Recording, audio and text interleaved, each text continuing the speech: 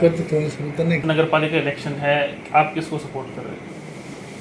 हमारी पार्टी का समर्थन विजेंद्र यादव के साथ है। विजेंद्र यादव यहाँ से निर्दलीय कैंडिडेट हैं, पर हमारी पार्टी का जो समर्थन है, इंडियन नेशनल लोक दल का समर्थन विजेंद्र यादव के साथ है।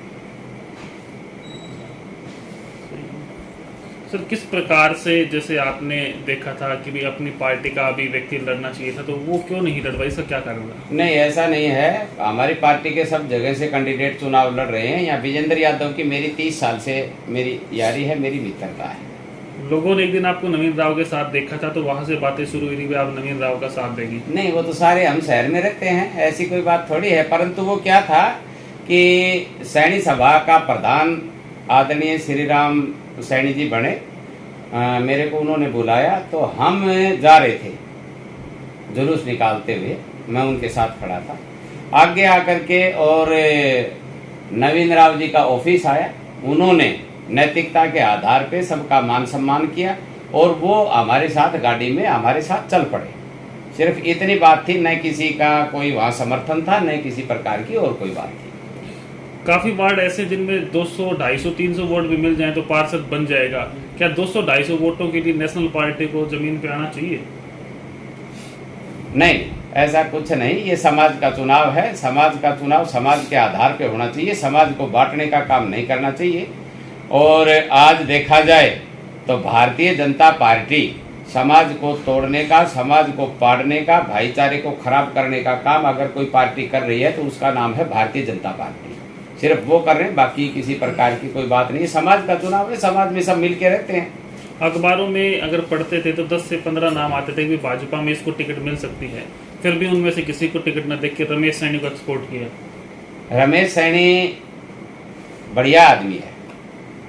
रमेश सैनी का वर्चस्व जो दिखाई दे रहा था, भारतीय जनता पार्टी के पास कोई उम्मीदवार ऐसा नहीं था कि जो कि 300 से 400 का आंकड़ा पार कर ले, तो उन्होंने हाथ पैर जोड़ करके रमेश सैनी को, इसके आदमियों को मनाया कि किसी भी तरीके से इनको भाजपा की टिकट दिलाई जाए। तो कई आदमी कह रहे हैं कि भाई उनको नगर पालिका की कोई एनओसी की, उनके स्कूल की बड़ी धमकी मिली कि अगर आप भाजपा की टिकट नहीं लोगे तो आपको बहुत बड़ी दिक्कत आ जाएगी। तो बेचारे ने, उसने डरते हुए और भाजपा की टिकट ली। भाजपा की टिकट लेते ही वो दिक्कत में आ गया। आम आदमी जो उसको वोट देना चाहता था वो ये कहने लग गया कि भाई अब आपने जो ये डंडा और झंडा पकड़ा है, ये आपने गलत पकड़ लिया।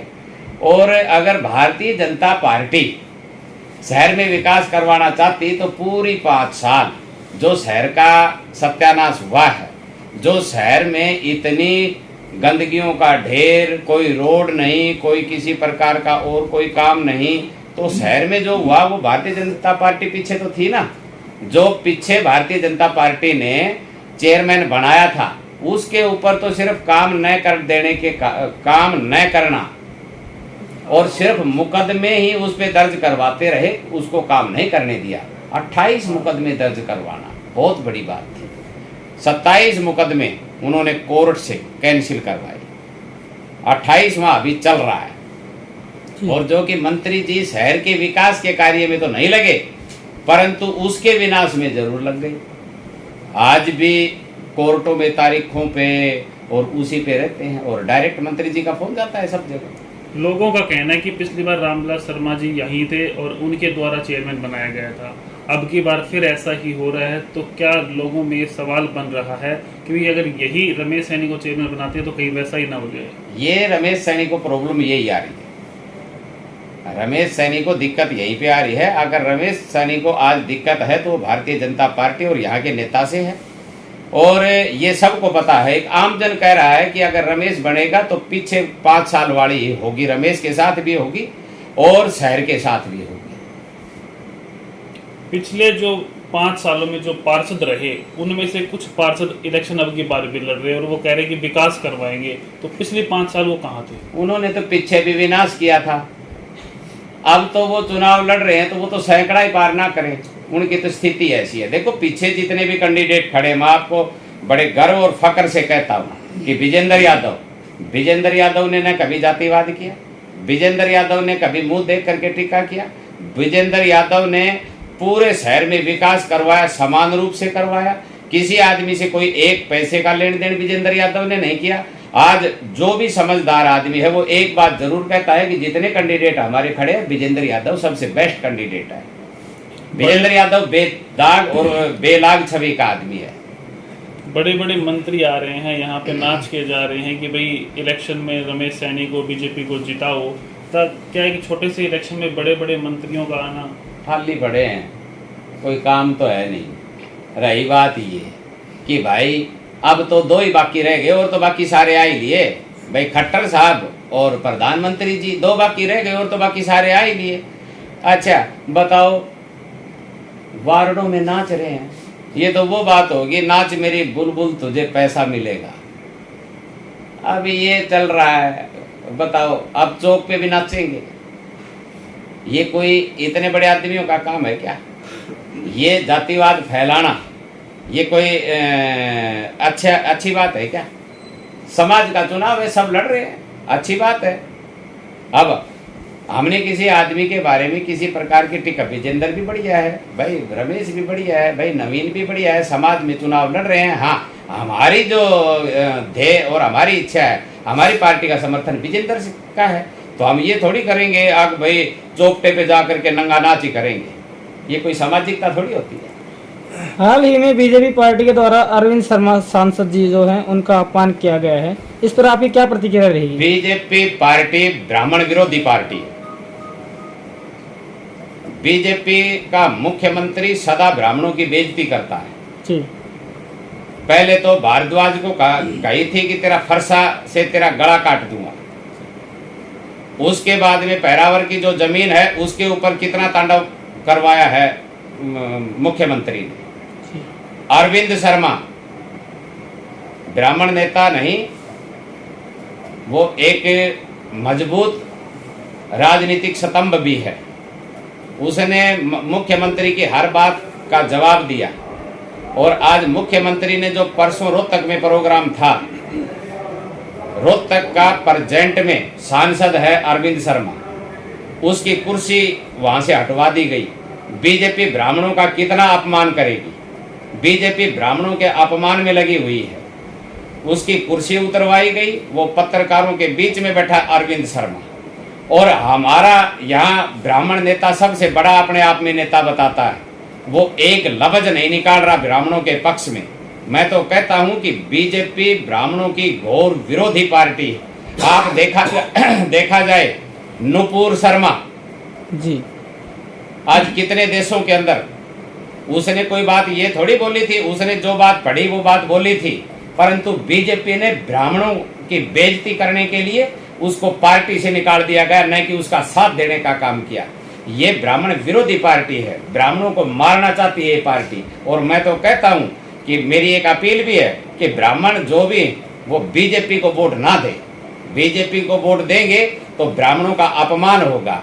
आज सब जगह ब्राह्मण इकट्ठे हो रहे हैं, रोहतक में सब ब्राह्मण इकट्ठे हुए, रोहतक में ब्राह्मणों ने संगठता की, उसमें मुख्यमंत्री नाराज हुआ। बीजेपी के आला कमान जो नेता थे वो नाराज हुए कि अरविंद शर्मा ने बीजेपी का विरोध किया है। बीजेपी का विरोध नहीं किया अरविंद शर्मा ने, अरविंद शर्मा ने बीजेपी की असलियत दिखाई। हाँ, मैं धन्यवाद करूंगा अभय सिंह चौटाला का कि उन्होंने, जो हमारा कार्तिकेय शर्मा आज राज्यसभा का सांसद बना, अभय सिंह चौटाला ने प्रेस कॉन्फ्रेंस करके उनका खुला समर्थन दिया।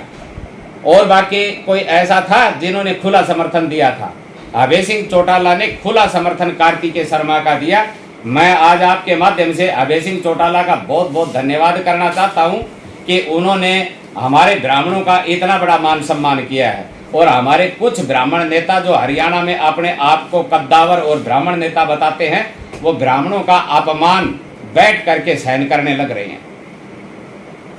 अभी महेंद्रगढ़ में जो पिछले काफ़ी दिनों से जो खोखा प्रकरण चल रहा था, वही बीजेपी के एकमात्र अपने आप को कद्दावर बताने वाले नेता, जो करीब 72 दिन पहले भी उसी जगह पर मौजूद थे लेकिन कुछ खास नहीं कर पाए थे, और हाल ही में उनके द्वारा एक आश्वासन देकर जो दुकानदार है उनको उठाया गया है। क्या लगता है, कहा गया है 22 तारीख के बाद जो खोखा व्यापारी उनका समाधान करवाया जाएगा? मैं आज आपके सामने इस पूरे षड्यंत्र का खुलासा करना चाहता हूं ये खोखा प्रकरण एक बहुत बड़ा षड्यंत्र था। बीजेपी नेता का ये षड्यंत्र था, उनका एक ये षड्यंत्र था कि इस खोखों को तुड़वाया जाए, इनको यहाँ से हटवाया जाए। एसडीएम के ऊपर बहुत बड़ा प्रेशर बनाया था इस बात के लिए। और उनके जब पोल जब खुली थी कि वो जब 1 बजे तोड़ने लगे खोखों को, तो वहाँ पे मेरे को बुलाया गया, मैं वहाँ पे चला गया। मेरे जाने के बाद में हमने पुलिस प्रशासन अन्य अधिकारी थे उनको रोक दिया गया। रात के समय में जब वो तोड़ने के लिए आए, वहाँ पे भाजपा का वरिष्ठ नेता वहाँ पे पहुँचा। क्या आज एक बात बताएं कि या तो भाजपा का नेता एक बात कहे कि मेरी सरकार में चलती नहीं है,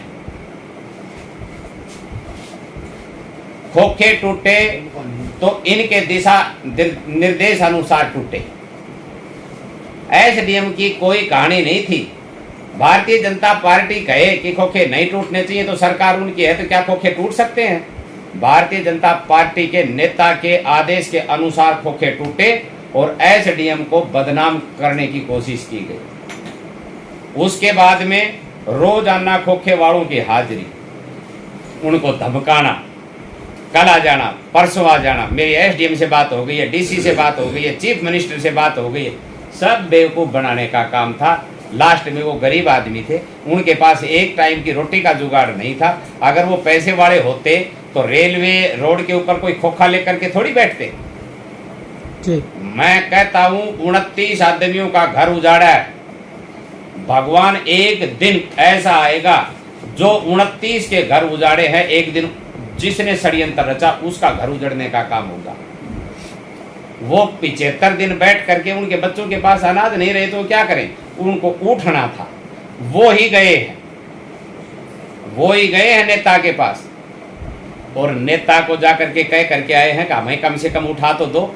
तो यहाँ आकर के मिठी चिकनी चुपड़ी बात बढ़ा के भाई हम 19 के बाद 22 के बाद में तुम्हारे को 22 के बाद में नहीं, अगर कभी भी खोखे रखवा दे तो इस बात के बारे में हम दावा कर रहे हैं। मतलब ही नहीं, ये तो उजाड़ने का काम करते हैं, किसी को बसाने का तो जिंदगी में कभी किया ही नहीं है इन्होंने। कुछ समय बाद उन्होंने कुछ अधिकारियों का ट्रांसफर कर दिया, ये कहा था कि हमने इस चक्कर में करवा दिया। पीएन की का ट्रांसफर ना करवा सकते, एसडीएम डीसी एसपी बहुत बड़ी बात है। नाम भी आ रहा था कि एसपी ने ये कर दिया, एसडीएम ने ये करवा दिया। एसपी को 3 साल हो गए थे, ठीक है। जब 20 आईपीएसों की बदली हुई तो उस लिस्ट में नंबर था। मैं जब तो मान लेता स्पेशल अकेले की ट्रांसफर होती, जब तो मैं ये बात मान लेता कि हाँ भाई ये नेता ने करवाई है।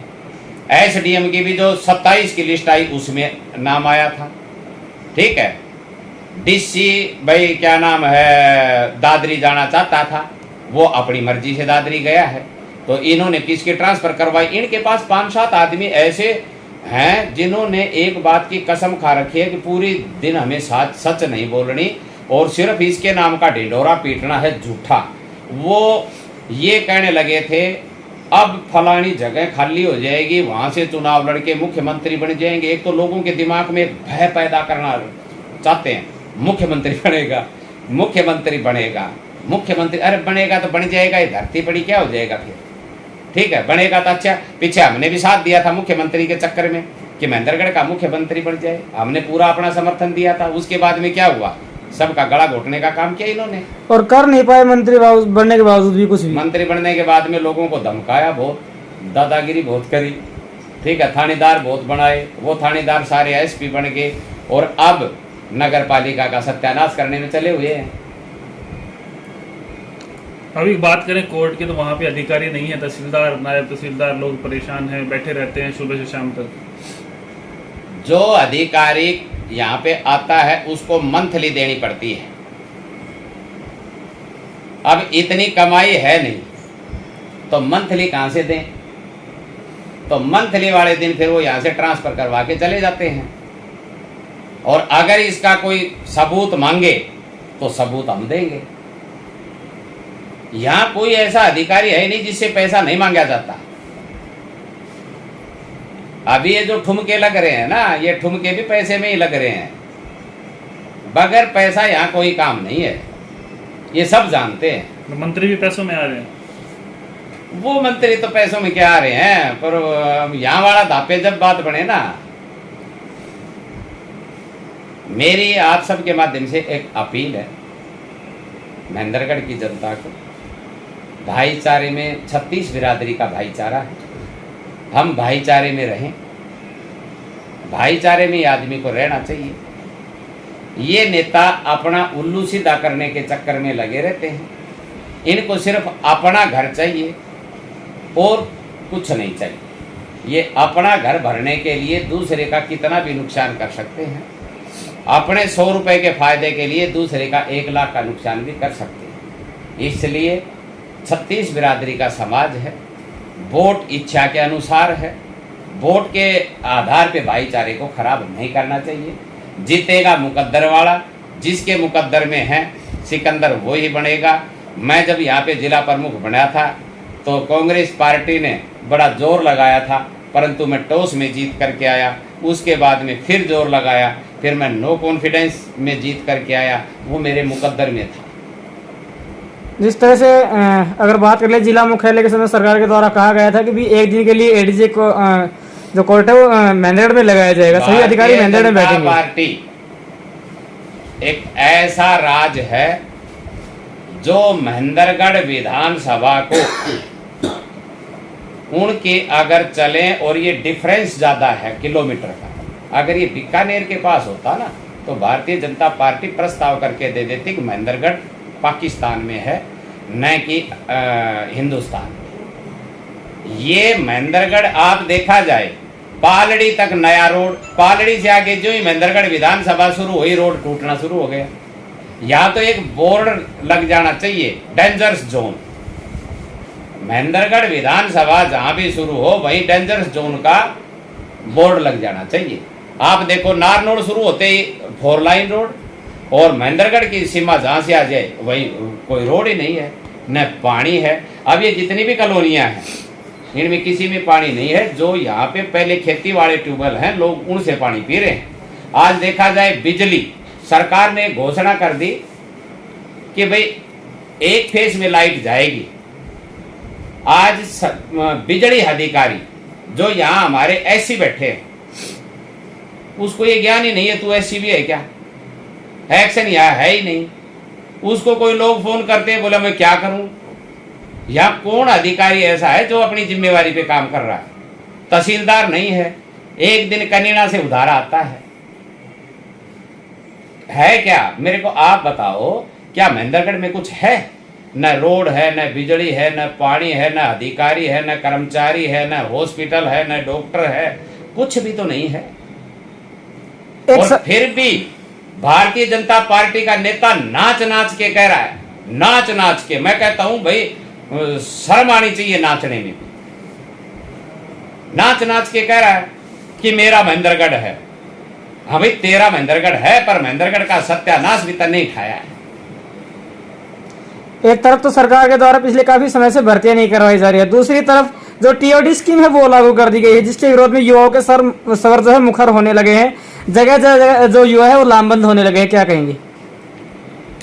ये जो सरकार है, ये सरकार बेरोजगारी पैदा करना चाहती है, सबसे ज्यादा गुंडागर्दी करवाना चाहती है सरकार। आज देखा जाए कितने सालों से भर्तियां बंद हैं। जो डीसी रेट पे कोई कर्मचारी लगते थे वो भी इन्होंने बंद कर दिए हैं। ये नौजवान को सबको मारना चाहती है सरकार। सर, मैं जो अग्निपथ स्कीम अभी लागू की गई है उसके बारे में बात कर रहा हूँ, जिसमें युवा को 4 साल के लिए सेना में मौका दिया जाएगा, जिसका विरोध युवा कर रहे हैं और जगह जगह पर हरियाणा में लामबंद भी हो रहे हैं। मैं इस पर आपका पॉइंट ऑफ व्यू जानना चाहता हूँ, क्या कहना है आपका? एक बात देखो, 4 साल में यानी आदमी जब ट्रेनिंग पूरी करता है, कुछ सीखने की बात करता है, जब तक तो उसको वापस निकाल दिया जाएगा। ठीक है ना? ये आप सब समझदार हैं, ये कहाँ की सोच है?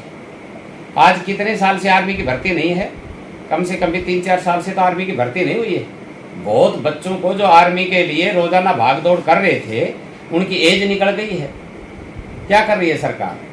कहाँ पे है सरकार? हाँ, कोई आदमी बोले एक काम ये सरकार जरूर करती है। कोई राजनीतिक आदमी या कोई आदमी बोलता है तो दूसरे दिन उसके घर पुलिस जरूर आ जाती है। या मेरे लिए बाइट चल रहा तो मेरो भी किमें किमें ढूंढ के फिर वो बेचने को काम करेगा। ये सरकार एक ऐसी सरकार है जो बदले की भावना, न इनको समाज से कुछ लेना न इनको देश से कुछ लेना, सिर्फ बदले की भावना चलती है। और आप टीवी में या किसी अखबार में क्या सरकार ने कभी एक बात निकाली है कि हमारी ये योजना है, इस योजना से देश में इतना फायदा होगा, इस योजना से प्रदेश में इतना फायदा होगा, इस योजना से युवाओं में इतना फायदा होगा? कभी इनकी देखिए, सिर्फ एक ही बात की लड़ाई लड़ रहे हैं, ठीक है, समाज कार्ड में, और बाकी इनके पास कोई मुद्दा ही नहीं है। धन्यवाद।